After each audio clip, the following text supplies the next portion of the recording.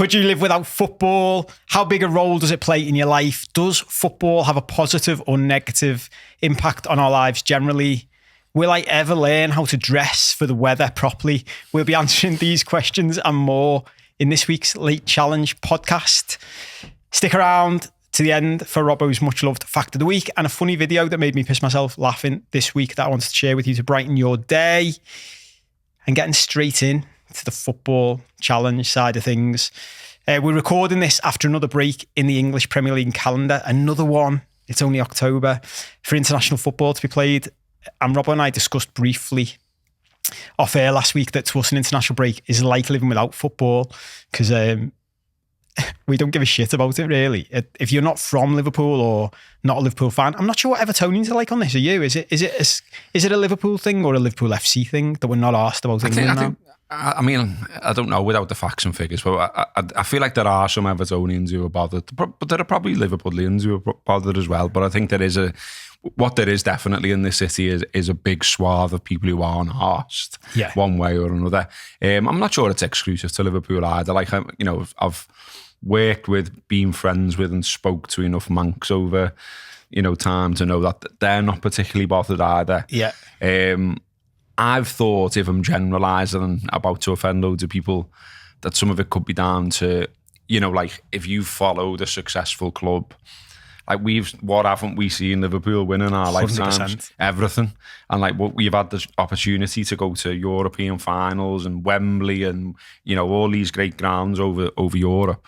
I think if you're supporting like, I don't know what you do, I want to offend now, Wigan Athletic, you're not going to see that, are you? Ever. You're not. So like maybe you support England, so you get your European trip fix or whatever. Definitely. Well, my mate, I mean, we could do a show on why we're not asked about England quite easily. Like, well, my mate, I often reference the Sheffield United fan. I've had that conversation with him because I used to live with a lad when I was in law school. I lived with a lad who's a Man United fan, and I remember what tournament would it have been? Maybe 2002 or 2000. Might have been the 2000 Euros. That would have been Euros, wouldn't it? I think. Yeah. And we were in a pub together watching. So United fan and Liverpool fan watching England, and all we both give a shit about was our players not getting injured. Yeah. That's all we cared about. And we were in the middle of this pub where everyone's going mad, and he was just like me and you watching it together. He was just like, I couldn't give a flying fuck. Like, I don't care. And we had that conversation, and that's the conclusion we came to. We don't need to win with anyone else. And actually, winning with them is nowhere near as good as winning with your own club. Because why am I going to celebrate a Wayne Rooney goal? I don't want to celebrate a Wayne Rooney goal. I mean, I would say like I've been sort of sucked into World Cups and things like that a bit at times, but not to the point that like I'm like massively arsed. More like I'm just sort of like I'll watch it. I'm interested. Do you know what I mean? But like you've got a Euros now, haven't you? Heading this way in a few years' time, and like my lad's interested in football now, and so I was saying to him, "Would you want to go to that?" And he went, "Well, would you?" And I said, "I'll go to a game, yeah." And he went, "Who do you want to watch?" I was like, "Germany, Spain, Italy." And he was like, "I knew you wouldn't want to watch England." And I was like, "No, I don't." I said, but you know what? Like, it's like, and if this bit gets clipped or if someone's watching it who doesn't normally watch, I'm sure I'll get some stick about Scousers this, Scousers that, and exceptionalism. And all that. But it's not really, like, I can remember they played, They played at Liverpool, and one of my good mates went. And he said there was just loads of people on the cop, like ripping Scousers and like writing stuff in the bogs about Hillsborough and going on about like the IRA and you know what I mean? Like, and that's obviously not all England fans. I never want to tar any group in the way, because that's what people do to Scousers all the time. So I don't want to tar every England fan, but there's definitely a group of them who are absolute bellends. And so I try to avoid them in life, if I'm honest. And I've just never felt motivated to save up money and go and watch them in any way. It doesn't interest me. I'll sometimes, like I say, I'll sometimes watch World Cups and things like that, but I'm watching them generally, and I'll include the England match in my watching. But like friendlies and all that, and these games like qualifiers, I couldn't give less of a fuck. Honestly, every time I think, probably once, twice a year, maybe I'll be in, and I haven't got anything on, and I'll go on then, I'll watch it. and all I do is remind myself how shit it is, and then don't watch it again. Do you know what I mean? Yeah. Like I don't think there's any obvious great energy around England that attracts me in. Like, you know, like if you see like Wales or you see Northern Ireland or Scotland or whatever, it looks fun. Do you know what I mean? It looks good. And I watch England and I watch their fans and I watch even the way the team plays football and who the manager is. And I just think, yeah, it's interesting that though, isn't it? Because this is what we're going to talk about. Surprise, surprise. But tangents already for a change. But when you think about it, even if you think about the dynamics and demographics of our city, like we're a very Celtic city. Yeah. Manchester's similar. And those nations you mentioned are obviously Celtic nations. And this ties into something I was going to come up to later on. And it happened at the weekend even. I've been watching the David Beckham documentary, and it showed the bit about the 98 World Cup and what happened to him. And I mean, I'm a lot older now than I was back then and stuff like that. And when you're watching it through the lens of a 43-year-old man that I am now, and what he was at the time, which is a 23-year-old kid, like, I remember at the time thinking, fuck, this is heavy, this. But it was fucking awful. And when you think about it, that's your own fans doing it to you. It's your own supporters. And, you know, for whatever your view on Jordan Henderson is for going to play in Saudi Arabia, he got booed by his own fans the other night in a friendly against Australia. Well, didn't Joe Gomez get booed when he had an argument with Raheem Sterling? Oh, yeah. Do you know what I mean? Yeah. And that's the bit I don't, and maybe I'm completely wrong, right? And let us know in the comments and on social media what you think. And if you're a Scotland fan or Wales fan or Ireland fan, I just don't see them booing their own. I don't picture them booing their own players. Do you know what I mean? It's mad, isn't it? It's just, I think the whole thing about it, because I've got a mate who's a City fan who's had this argument with me about what you just said about you don't want to be associated with the bell ends. And he was like, yeah, but if you did that, if you applied that throughout your life, you wouldn't do anything, because there's bell end Liverpool fans. Yeah, of course. And there's bell ends in, if you're a boxing fan, there's bell end boxing fans. Yeah. And I was like, well, that's a fair enough point. But I feel like the whole feeling around being an England supporter is a different thing. Like it's bell endry more than anything. Do you know what I mean? Well, you know, like, and I associate like the, you know, you say about like booing and stuff like that. I can remember, you know, the England fans, broad brush again, but you know, what else am I meant to say? Booing John Barnes, and John Barnes was my hero. Yeah. So, you know, like that's gonna manifest itself in my head, isn't it? Yeah. And going, well, you knobheads booed one of the best players I've ever seen play football. Yeah. So you can fuck That's off. wild. Do you know what I mean? But it's funny, isn't it? Because like that sticks in your head because he was one of your heroes. But also, he was a fucking unbelievable footballer. Yeah. So to watch him, like when you think he's playing for our team, and I was loving trying to explain this to people who aren't into footy, or like your girlfriend or whatever, and like, well, I don't really get it. And you're like, doesn't he play for Liverpool? You're like, yeah, but you play for Liverpool and the country. It's like, oh right, okay, that's a bit weird, isn't it? You're like, yeah, it is a little bit. But when you're like, okay, when he plays for our team, we're like, he's one of the best footballers I've ever seen. And when you're watching him on Match of the Day and you support United or Chelsea or Spurs, you must be watching him going, he's one of the best players I've ever seen. And then when he comes to play for your team, which is England, you boo him instead of going, well, let's support him so we get to see the same player that Liverpool. Gerrard as well. It's fucking mad, isn't it? He did it to Gerrard, and like, you know, and Gerrard obviously at club level, every single ground he went to, they all sang that knobhead song that had nothing to do with their club, and their club didn't win the league. Yeah. Do you know? I don't know. It still doesn't. I've never been to an England game, and I never will. I know I won't. You know, I think even if someone was offering me free tickets, I wouldn't go. I'm just not interested. I'd rather go and watch. Like, there's plenty of sport and things that I would like to do. I'd love to go to like the hurling final in Ireland and things like that. I don't want to go and watch England. It doesn't look like fun. It doesn't register with me. It's not something I want to do. And I'll leave you to it, lads. And when it's over here for the Euros or here in Ireland or whatever it is, I might try and take me lads to a game, but it won't be to one of theirs. Yeah, it'd be one of the others. Yeah. We've had that a few times over these, haven't we? So let us know what you think. Let us know in the comments and on social media. When it gets to an international weekend, are you seeing it as a free weekend where there's no footy? So, and that was the launch off point for this conversation. Like, it's a taste for us. It's a taste of what life is like without footy in your life. So, it's the opportunity to go to IKEA for that shopping trip that you've been putting off for ages, or go down to B&Q and get some jobs done. So we wanted to have a chat about that generally, basically, from a wider perspective. Like, how important is footy in our lives? Has it changed over time? Is it too important? Like, and what's its role in society generally? And I thought I did do this the other way around when I first wrote it out, and then I thought, no, let's flick it because I want to finish on positivity. So let's start with the downsides first, because there are some downsides, like big downsides aren't as footy when you take a step back and look at it. We like were talking about a bit of it last week off air. Because I've mentioned the David Beckham thing, and for me, I was watching it thinking, but is this just a reflection of society generally, or is this, I think something we've discussed in the past, and I think one of your points is footy gets labelled for these problems as it's a footy problem, when actually it's not. It's a society problem, and I see that a lot with loads of stuff like racism. The number of things I see that is sort of put on footy, it's like, you fix that. You fix racism. And I'm like, okay, footy can't do that. Footy can't fix racism. Sorry. So, like, I don't want to like be the bearer of bad news to anybody, but it can't do it. Full stop. We can challenge it if it happens stuff within about football. It can challenge it, but it can't change society as a whole.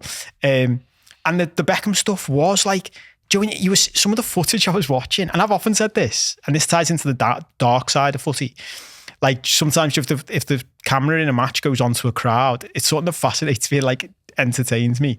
I just go like, if you freeze framed it, doing like, say like, boil it down to what's going on here. You might have a 20-year-old man who's a footballer, and he's going to take a corner, and then you've got a load of other people in a crowd screaming all kinds of abuse at him, like that goes beyond, sometimes it crosses a line, people get arrested. There was a guy, I can't remember who it was, might have been Chelsea, but a fellow was arrested, and this, I always think this when I look at these scenes now, freeze frame that scene, and that guy there shouting abuse at this 20-year-old man is a 60-year-old accountant from Surrey. And he's got 4 kids and 10 grandkids, and he's middle class, and he's a nice guy. But put him in a footy stadium and put him in that environment, and something happens to him. And I often think it's bizarre, that, isn't it? Yeah, I mean that's what, you know, some people. Yeah, I mean, you know, I'm always wary of these type of conversations, as I said before about England, just about sort of, you know, broad brushing, because even like, you know, like figures for supposed problems at games and things like that. Well, we'll come on to that, but I've got reservations about some of that as well. But I just think that, you know, even calling people football fans, the people who were at a football match, and, you know, people in life generally, you know, have ways of, you know, relaxing, have ways of getting rid of their anger, have ways of, you know, whatever, projecting something onto something. And football is that for a lot of people.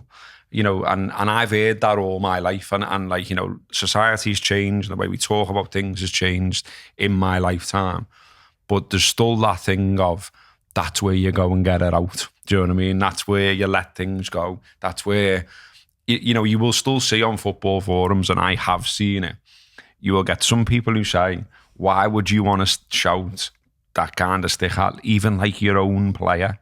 Like the one I always used to love at Anfield was, if someone was labelled you, fuck off you. Yeah. It was like, oh, fucking hell. Well, he's that. He defo doesn't rate him. Not even calling him by his name. Yeah. He's calling him you. Yeah. And there is that, you know, there is that thing of like really getting stuck into people for what essentially is a mistake with a ball.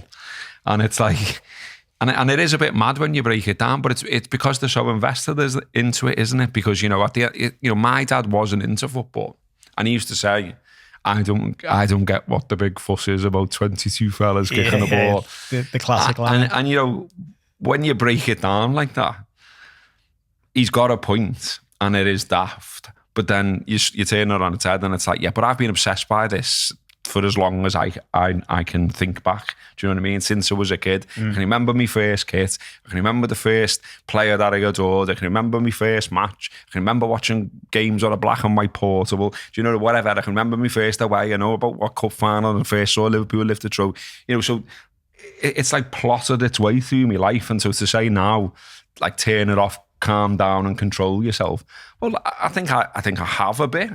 And a lot of time, certainly when I've been like down myself, you know, I've found it hard sometimes to like get up for the footy, like.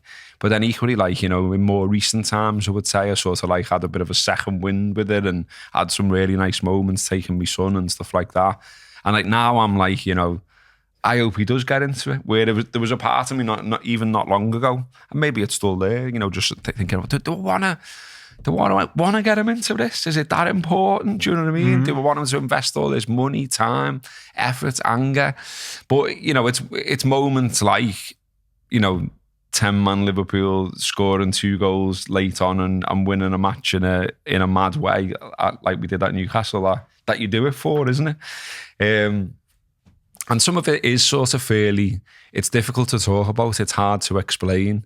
And I think if you do, if you turn it into your day job, which obviously I did with the Anfield app and stuff like that, that makes it even more intense and even more like enveloping your whole life, almost taking over your whole life.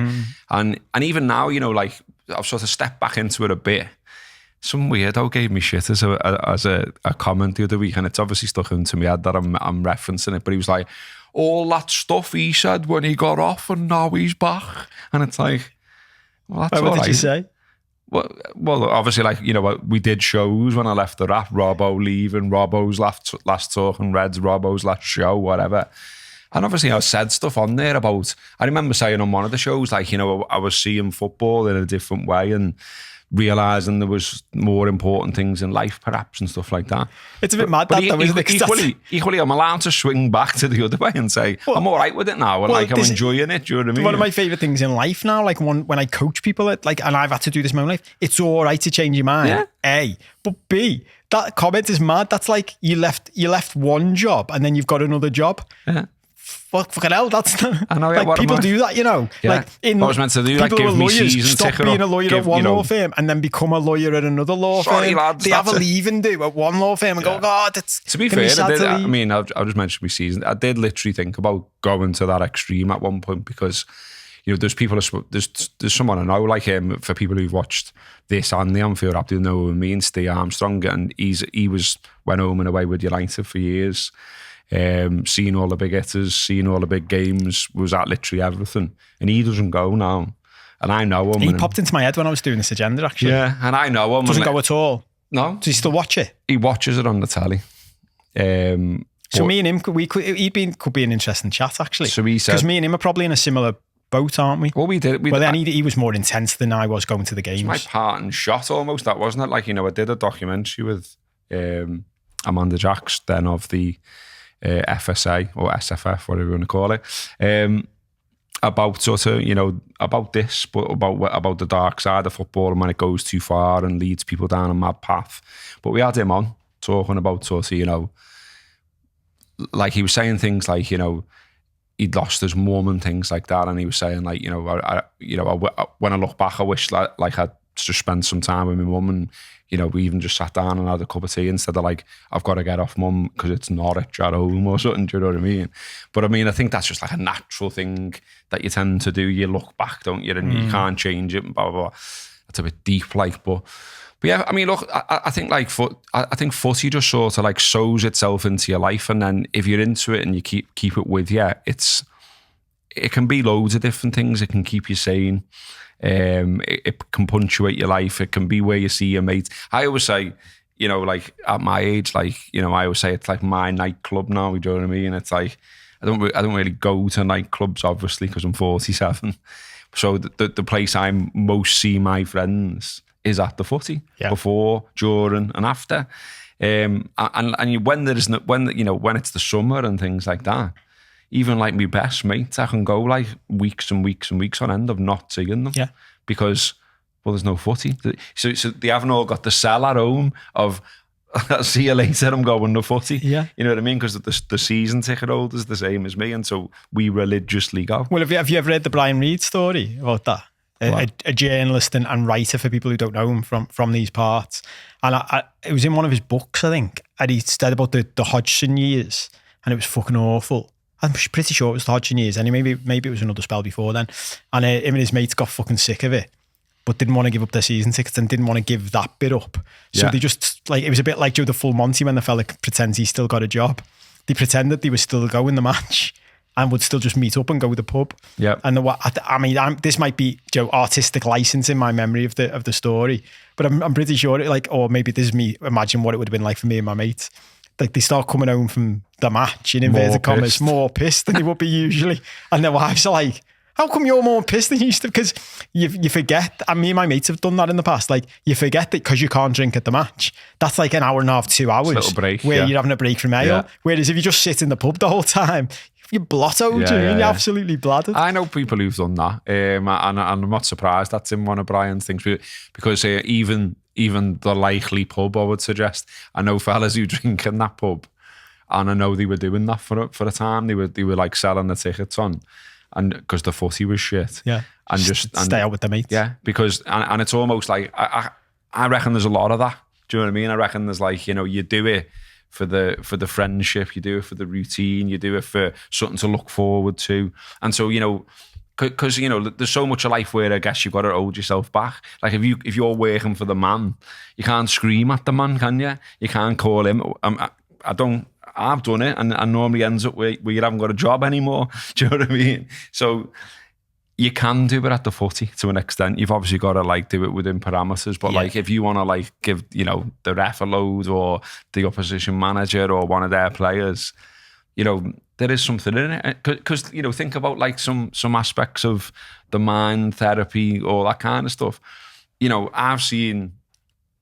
I've read books, I've heard podcasts, whatever, where it'll say like, there's a benefit to, if you've got a lot of pent up frustration, go somewhere or bury yourself in the pillars and like scream, and you'll feel a benefit from getting it out.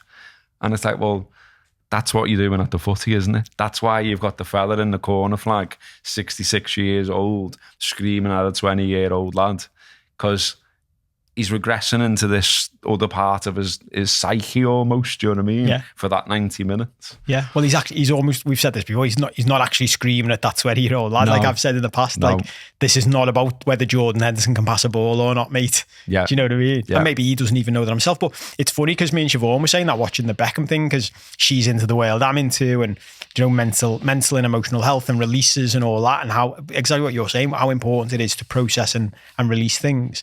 And she made a comment that I've said before about the footballers, forget the fans. Do you know, like when you see a footballer score a goal and that release that comes out of them? Yeah. I used to say, well, watch Henderson, watch footage of whenever Henderson scored a goal. His celebrations were not joy. They weren't joyous celebrations. They were tended to be like, fuck off, fuck you. Do you know what I mean? Like, and you could see all of this like pent up emotion just pouring out of him. And Siobhan saying to me as we were watching, she went, that's really good for them, that, isn't it? Like to let that out. And if I imagine if they weren't letting it out, what would be going on for them health wise and stuff. And I was like, yeah. And you know what? I want to stick on this side of it, because a part of this agenda was to talk about the real dark sides of footy. So, links with alcohol and violence and domestic abuse and stuff like that. So it was something when we started this show all those months ago, was I thought that on this show we'd do sort of surface level stuff, get into different topics, and then dive deeper at different times, maybe on the Patreon. So if you want us to do that with this, tell us. But I want to keep this, now that we've gone down this path, I want to keep it on the lighter side, because I prefer that. And because I think you touched on something there, aside from the excitement, is the community of it. And it's something I remember we did, me and Neil on the rap with Ben Jono many, many years ago now. Did a podcast that often still gets referenced. I saw it got referenced last week, the Flat Earthers. And it was basically like a fucking therapy session where the three of us after the Barcelona away game, where we got battered, or we got beat heavily. We didn't actually get battered in the game madly. But we had a conversation a bit like this about, what are we fucking doing? I remember me and Jono left the pub going, what are we doing with our lives? And we both reflected on it and came back with similar themes, which is, it's like a religion. It's actually, if you look at the hallmarks of football, it's almost become the replacement for mass religion in the UK and probably in other countries. And other countries are more religious than the UK is now. But when I remember reflecting on it that night and being like, think about the constituent parts. Like we talked about managers last week and the week before. You have a deity basically that you worship. Yeah, we gather in one location all together. Our God. Exactly. Yeah, and then we all gather on a weekend in one place, and we sing songs to our deity and to the disciples of the deity that we follow, and we follow them all around, and it's like a cult. Yeah. And we say other religions are shite. Yeah. Our religion's the right one. Our Yeah. God's the right God, but yours is shite. Yeah. It's mad, that, isn't And it? we When you wear stop and think colours and about it. badges. Yeah. And we're in a big, massive tribe. And if you listen to it from the outside, I remember, because I was raised a Catholic, and I came out of the whole thing when I was about 16. There's a funny story behind that, I'll tell another time. But my dad, ironically, my dad, who wasn't the Catholic in our family, was carried on going to church. He liked the community aspect of going to church. Yeah. And I remember when my granddad, his dad, was sick, and he got rushed to hospital one day, and my mum went to me, you need to go to church to get your dad, because it was like a Sunday morning. And I remember standing outside the church. I must have been 18. Wait, because I still respect people's choices and religion and blah, blah, blah. I remember standing outside the church waiting for a moment to go in, out of respect. And when you can hear it from the outside, I was like, oh, this is a bit frightening, actually. It's like loads of people in a big room chanting, like literally chanting in unison. I'm not religious whatsoever. And like I've been in churches, obviously. And I've been to like christenings and things like that. And like, and the mad your mob when they all start shaking everyone's hands and all that. Peace be with you and all that. Didn't you like that? I used to love that bit. Peace be with you. Peace be with you. Who are you? I thought you'd like that. Were you shocked? Did you know what was going on? I didn't know what was going to happen. Did you know any of the words to the? No. To the see, I think because even now I'm like, Our Father who art in heaven.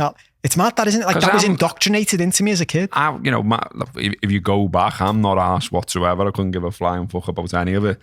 But if you go back, it was proddy in our family, like. Yeah. So. And don't bother giving me shit. I don't give a fuck. I think they're weird as well. And it was like, but yeah, like in church, I remember there was this big, went into this lovely church once for a christening, and like someone who was one of my neighbours, they were all involved with this church. But I never went. I knew they all went, but I never went. I'm not asked. But then I ended up going because it was a christening, and it was at that church right by where I lived. And one of the neighbours was like, I don't know, high up, is that the right word? Or whatever. He was high up as a fan in the church. He was involved. He did some wasn't speech. A priest or anything. No, but he was like, organised stuff. Yeah. And all that. And like he read something out.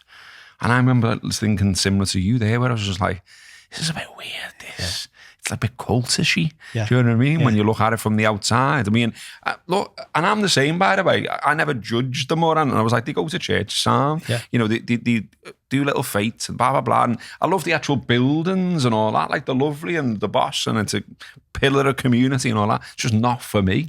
Do you know what I mean? But isn't that interesting, though? Because where I was going to with that is, if you stand outside a footy ground and do the same thing, I know. It's the same.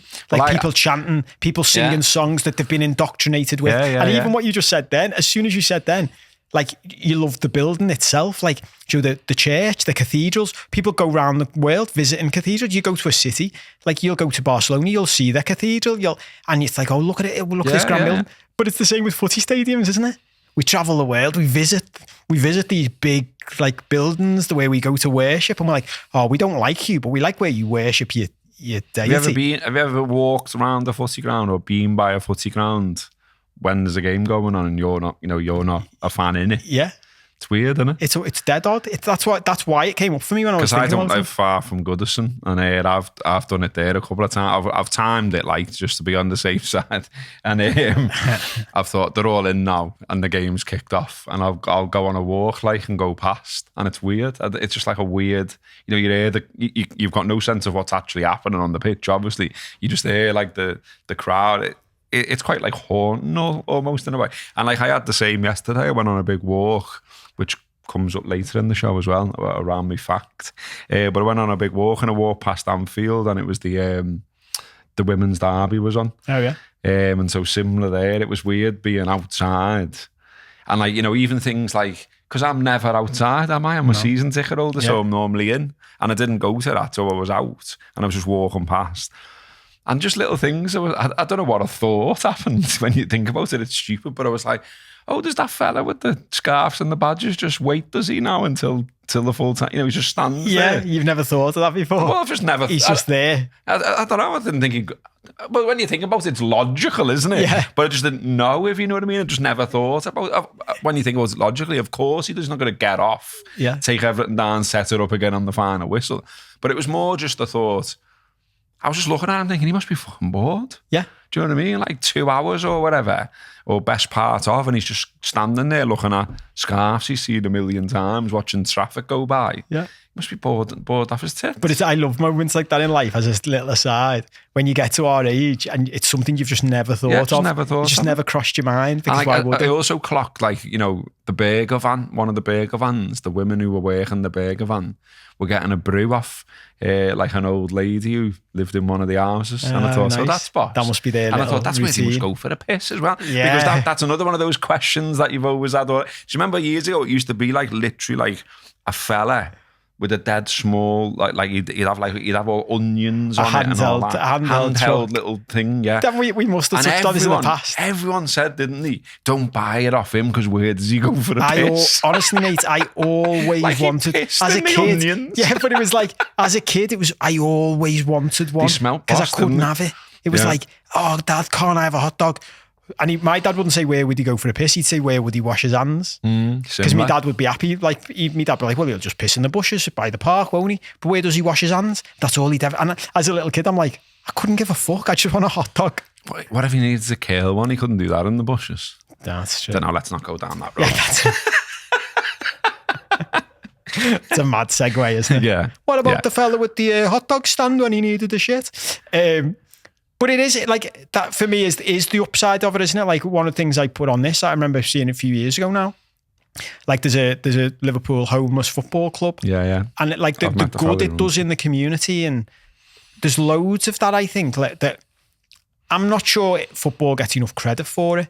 Like we expect a lot, especially of footballers these days. Like we expect a lot of them for some reason. Like I keep going back to this Jordan Henderson thing because it does fascinate me. And I know we've got slightly different views on it. But it does fascinate me that, like, just at the end of the day, if you just stop and think about it, these are just young men who haven't got a fucking clue. They just kick a footy. That's what we touched on this when we talked about footy managers. Like, why is it we expect so much of these people? They're just footballers. Like, if anything, shouldn't we expect less of them?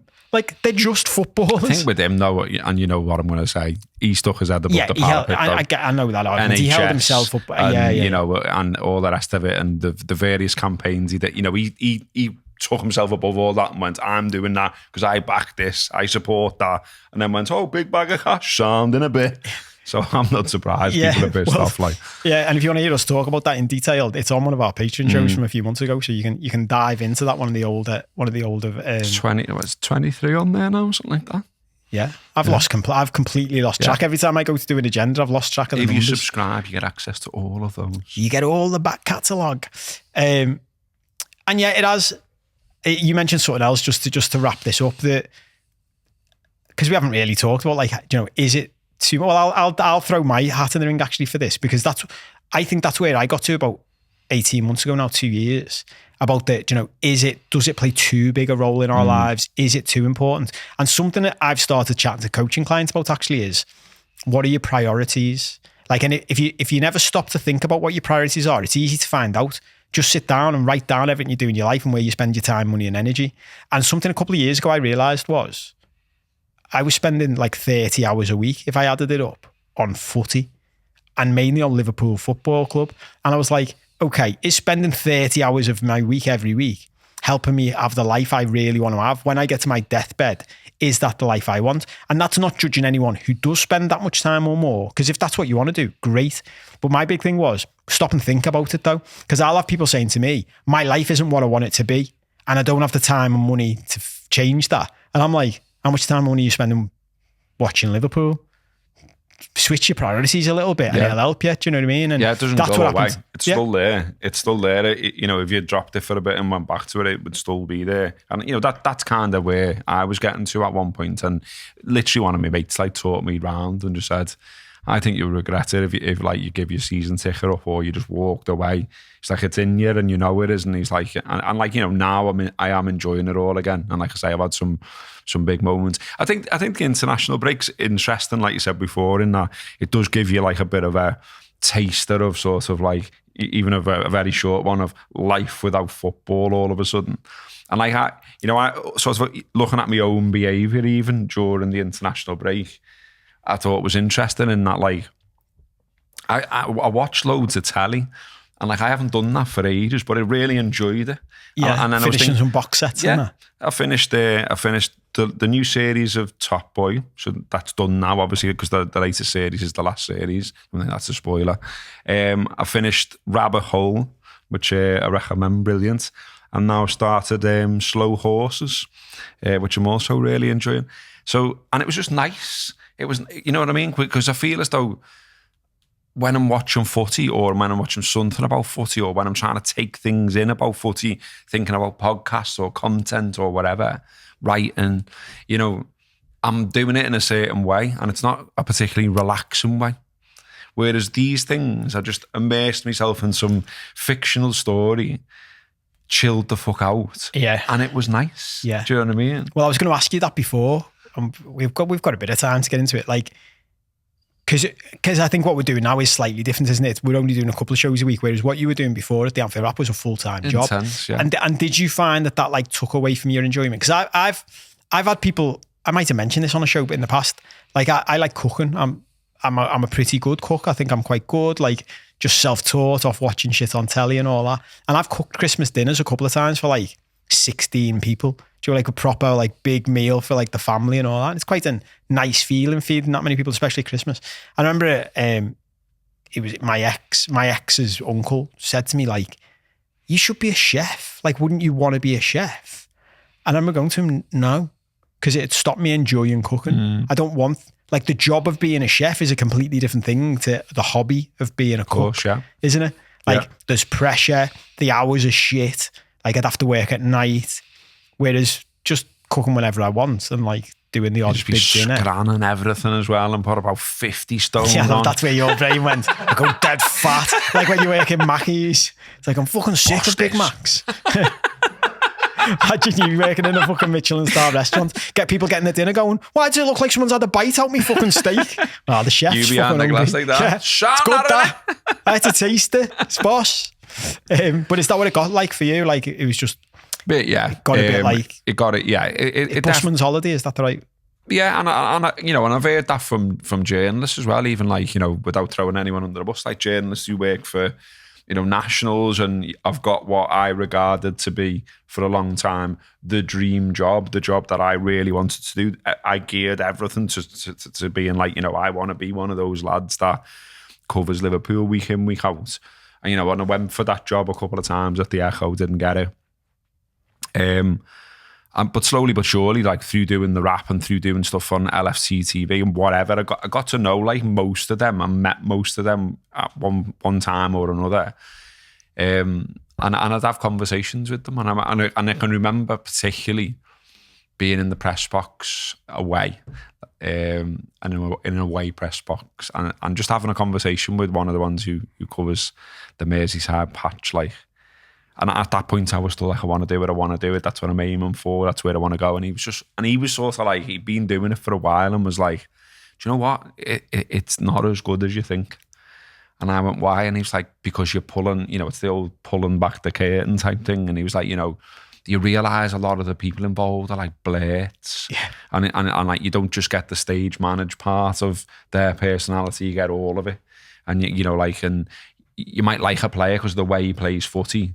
But when you speak to him, you might not like him. And that spoils it in a way. Do you know what I mean? And I get that. And, you know, I'm not saying like I've sort of seen that myself because, you know, fingers crossed really, and touch wood and all the rest of it.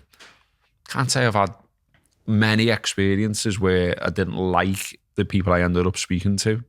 You know, being fortunate enough to speak to a fair few as well. And no, I don't remember anyone where I sort of thought, fucking hell, you're a blade. Do you know what I mean? But I'm sure they are out there. And I've seen it. Look, I've never had to do the thing, really, where which some of them have to do on the regular, where you're trying to collar players in the tunnel and in the mix zone and all that, and they just fucking walk past you or pretend they're on the phone or whatever. And I imagine after a while, some of that will grind, do you know what I mean? And equally, I've not really been on the end of... like the deaths there from Klopp because you've asked the wrong question. Well, I was literally one of the things I was just going to say was like James Pearce pops into my head of like that's a perfect example, isn't it? Yeah. Like if you'd have said to James when he started, I don't know James at all, but if you'd said to him when he started, like, yeah, he comes across as a nice lad. But if you said to him when you start like dream job, journalist, covering Liverpool and all that, and then fast forward a few years later, and he's got fucking Klopp having a pop at him in a press conference. He must be there going, fucking hell, this isn't what I expected it to be. And it wasn't even like, it's not like he was even being an arsehole or anything, was it? It was just, he just like struck a nerve with Klopp saying something he didn't like. And you're like, fucking hell, mate. Yeah. That must be tough, that.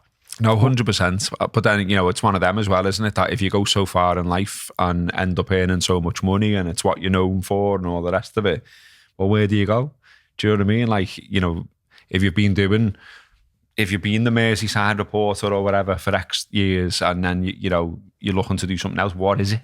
And where'd you go and what you go and do? That's one of the things that, I'm not saying this about me, but I have found that hard in terms of like, well, what I thought like, I'd be able to do teaching or lecturing or whatever, and I did bits of both, but not to the extent that it's like another job.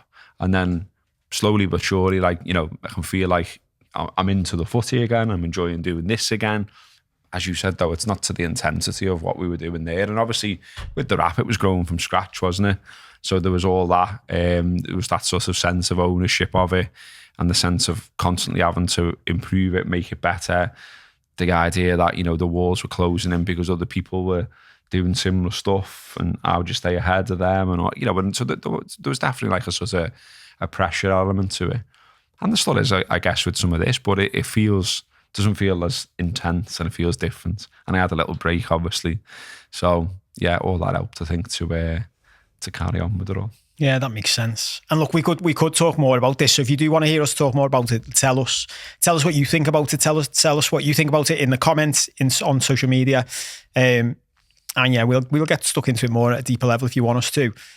But we've got other stuff to get into. So you want to do your fact? Yeah. So the fact came about.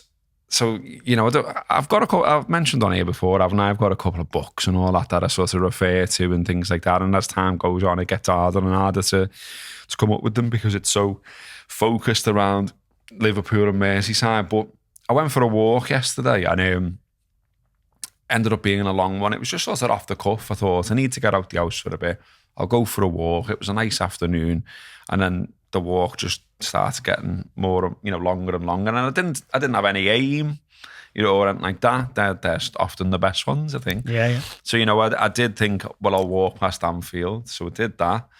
But then I carried on and I just kept going. And I ended up at Newan Park. And weirdly, I've been to Newan Park and I've parked by Newan Park and I've walked past Newan Park on countless occasions. It's always been like, somewhere to park for many years when I was going the match. Even when I was first going the match, going back years, I'd sometimes like, get the bus from Ayton and then walk past Newan Park down to the ground. So more than aware of it and where it is and all the rest of it, but just never really sort of explored it properly. And yesterday, as I say, it was sunny afternoon and all that. So like I had a proper stroll round it, like, and I spotted this building and I didn't know what it was. Genuinely didn't know what it was. And like I was looking at it and I was thinking, I can't recognise it. What is it that? And there's a big queue of people as well. And I thought, what's the big queue of people? What's happening here? And so anyway, like I figured out what's gone on and I thought I'd look it up and find out the history and all the rest of it. So here we go. It was originally Liverpool Seamen's Orphanage Institution, opened in 1874. It's just off West Derby Road, overlooks the park, grade 2 listed. It's fantastic, it looks posh, and it's a bit dilapidated now, which is a shame, but 99,000 square foot. It It was designed by Alfred Waterhouse, who also designed Manchester Town Hall and the Natural History Museum in London. And it's one of them where you look at it and you think, oh, I hope something can be done about that. I hope they can save that. I hope it becomes something. And you don't want to see it knocked down and turned into a big piece of Lego. You know what I mean? Like so many good buildings. Another one on that sort of scores, the library in Everton as well. If people know that, you know, that's fantastic, but in a bad state now. And you're like, oh, come on, isn't there a way? Do you know what I mean? Isn't there a way? So this is like a grand old building. It's boss. That's massive. Big clock house and all that, and you know what I mean? It's huge. So it was this orphanage for people at sea, Seamen's Orphanage. And then it was later Newsham Park Hospital, like a psychiatric hospital. Now, there's loads of mad stories about it, and there's loads of stuff where you're like, it sounds a bit hammed up, some of this, but you know, it's one of them where it was like, you know, it was last the psychiatric hospital, and some of the equipment's still there, and it's being one of these places where, like, you know, urban explorers go around it, and then it's become a place for like ghost tours and all this, because, you know, an orphanage and then a psychiatric hospital, it's easy to tell some bullshit story around it, isn't it? There's defo ghosts there. Do you know what I mean? One of them. And then there's all, like, you know, sort of areas of the hospital, like, you know, a naughty boys corridor where they used to lock them into cupboards with no windows and all this kind of stuff. So that bit's really cold and you'll get a tap on your shoulder, you know, and it's still got an intact mortuary or remains of and things like that. But to just go back to the history of it. So 1884, there was about 800 fatherless children being supported by the orphanage, half of whom lived there, an equal number who were supported at home. They were living with their mothers. The First World War meant the numbers went up, so they ended up almost over 1,000 orphans being assisted. Second World War, obviously Liverpool got absolutely blitzed, as we all know, and at that point they were evacuated to Hillbark in Frankby, over your ways. It was eventually closed, the orphanage, in 1949, and that was just sort of the way social services went, a general change and progression in life about how should we deal with orphans, and you know, it was decided an orphanage perhaps wasn't the best type of places, and it was then sold to the Ministry of Health, and, you know, later became Newsham Park Hospital. There's some mad stories about it. Like, I found one on the BBC, and I was just like, wow. So this was an interview with Phyllis Gallimore, which was also my nan's maiden name, which made me think, I wonder if there's a relation. I'm doing my own admin on air here, sorry. So she lived at the Seamen's Orphanage in Newsham Park from when she was 5. And she mentioned, you know, she tells her story, and basically her father was away at sea, but her mother died giving birth to her baby sister. So she ended up living at this orphanage. And some of the stories, like, you know, she said, like, it was literally like Oliver Twist style. That's in her answer. She said it was soup every day. They weren't fussy how they punished you, and it was really cruel. Brothers and sisters were segregated, and you could only see your siblings for a few hours on a Saturday. Like, what's that about? That's mad, isn't it? Yeah. Why? Why? Do you know what I mean? I haven't done anything wrong. Do you know what I mean? And she says every Wednesday we'd be served something called slink, which was a new one on me. Basically all the leftovers from the week, everything went into a pot, and more often than not it was made up mostly of stringy carrots. She says that there was a mistress called Sally Seymour who used to come and inspect your plates, and she'd just come round and say, you'll eat that. And, like, even if you didn't like it, she'd just keep representing it for your, like, your next meal, and saying, no, you didn't eat it. And she said, like, she absolutely hated the carrots. What was her name? Phyllis, wasn't it? Yeah, Phyllis hated the carrots and come up with a little plan. So she started putting the carrots in like a handkerchief, eyed them down her knickers, and then go out to a little grill in the yard and sort of drop all the carrots down there, like, to get rid. But this Sally Seymour bitch basically got onto it. And one day she said I got a tap on my shoulder. It was her. She made me bend over, fish the carrots out of the drain, and eat them then and there. Fucking hell. I was sick, and to this day, I still can't bear carrots. Can't go near the things. I mean, that's just fucking horrendous. It's horrible, that, isn't it? What are you doing? Yeah. You fucking The way we used knob. to do this, like, when people are like, back in the olden days, was Betty. Like, I'm not sure it was. But the idea of the orphanage and, like, you know, all the people who put money into it's actually a good one, isn't it? Do you know what I mean? Like, it's like Look a after nice kids thing. without Yeah. parents. But then who the fuck are these people Yeah. working How there? did that happen? Where was forcing that? shit Where was down that the line? throats? Do you know, like, where did Joe? It starts out as the nice thing. At what point?